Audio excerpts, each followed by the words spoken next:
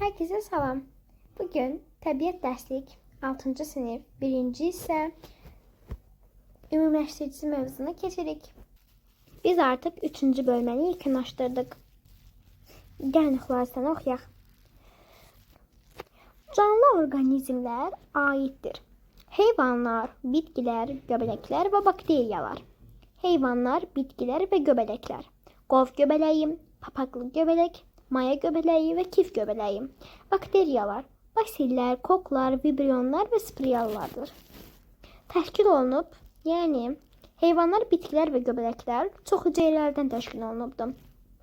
Maya göbələyi və bakteriyalar isə bir hüceyrədən təşkil olunubdur. Deyə bilərik ki, demək olar ki, göbələklər çox hüceyrəlidir. Yalnız maya göbələyi və bakteriyalardan başqa hamısı çox hüceyrəlidir. Amma bakteriya və maya göbələyi isə bir hüceyrəlidir. Bakteriyalar və göbələklər faydalı, zərərli. Faydalı qida istehsalı, digər. Qida istehsalı, göbələk və bakteriya. Göbələk, çörək istehsalı, pendir istehsalında istifadə olunur. Bakteriya, qatıq istehsalı, pendir istehsalı, alkoqol istehsalında istifadə olunur. Digər, üzvü tullantıların çürüdülməsi. Biz keçmişdik ki, bəzi bakteriyalar və göbələklər tələf olan heyvanları çürüdür. Dərman maddəsinin istehsalı. Zərərli xəstəliyə səbəb olur, qidaların xarab olmasına səbəb olur. Ümumiləşdirici tapşırıqlar. Bakteriya və digər mikroorqanizmlərə baxmaq üçün hansı aletdən istifadə edirik? Bölgücü şüşə, xeyr. Stetoskop, xeyr. Teleskop, xeyr. Mikroskop, bəli. Papaqlı. Papaqlı göbələklərin lövhəcikləri və ya boru şəkilli hissələsində əmələ gəlir sporlar. Sporlar. Çünki göbələklər sporlarla çoxalır. Hər bir bakteriya neçə hüceyrədən ibarət olur? Dediyimiz kimi, bakteriyalar bir hüceyrədən ibarət olur. 1. Aşağıdakı hansı qidanın hazırlanmasında mikroorqanizmlərdən istifadə olunmur? Pendir, bəli. Pendir və çörək istehsalı, bakteriyalar, qatıq, pendir, alkoqol. Pendir istehsalı, bəli. Çörək istehsalı, bəli. Qatıq istehsalı, bəli. Amma makaron istehsalı, xeyr. Cavab makaron. Yuxarıdakı seçimimizin səbəblərini qeyd edin.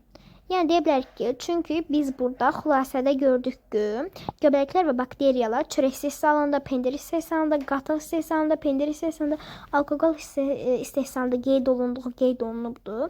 Amma heç bir yerdə makaron istehsalını qeyd edilməyibdir. Onun üçün cavabımız makaron. Devam edək. Aşağıdakı hansı ətraf mühit şəraiti çörək parçalarının üzərindəki kif göbələyinin optimal böyüməsi üçün vacibdir? Cavabı birbaşa cədvəldə göstərin. Baxaq.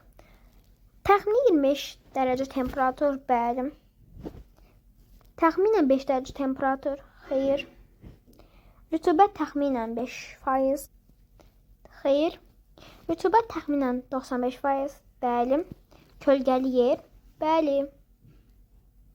Parlaq işıqlı yer, xeyr. Cavablarımız A, D və Y.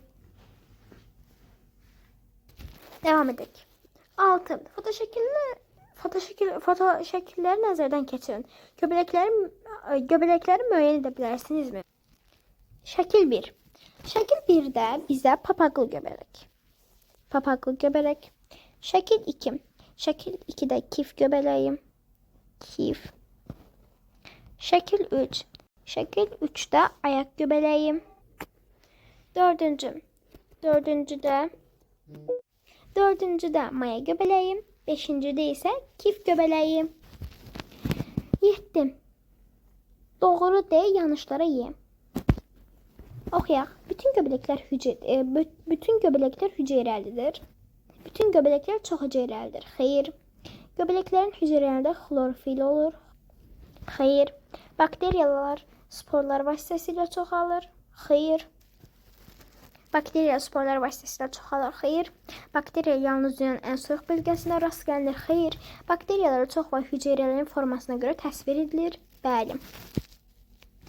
Bizim gələn mövzumuz patogenlər və xəstəliklərdir. Bugünkü mövzumuz bu kadar idi. Sağ olun. Video size yararlı olduysa videoya like atmayı ve kanala abone olmayı unutmayın. Sağ olun.